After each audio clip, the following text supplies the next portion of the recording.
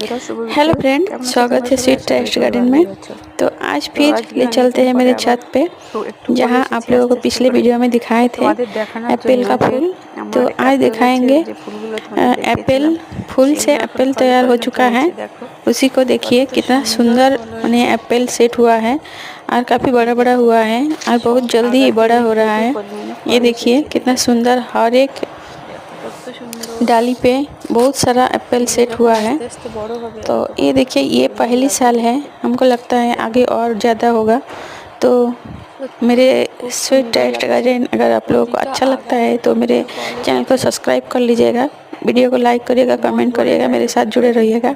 तो देखते रहिए मेरे स्वीट टेस्ट गार्डन का वीडियो। तो थैंक यू। देखो देखते देखते एक पेয়ারা গাছের দিকে চোখ গেল, পেয়ারাটা পেকে গিয়েছে। দেখো একদম পেকে সাদা হয়ে গিয়েছে। এটা আরও একটা পেয়ারা পেকেছে, চলো তুলে নিই। এগুলো গাছে থাকলে পাখিতে খেয়ে যাবে। এই দেখো, এই দেখো এগুলো পেকে গিয়েছে। তো দেখো, তোমাদের আস্তে আস্তে পরে আবার দেখাবো এই আপেলগুলো। তো থ্যাংক ইউ।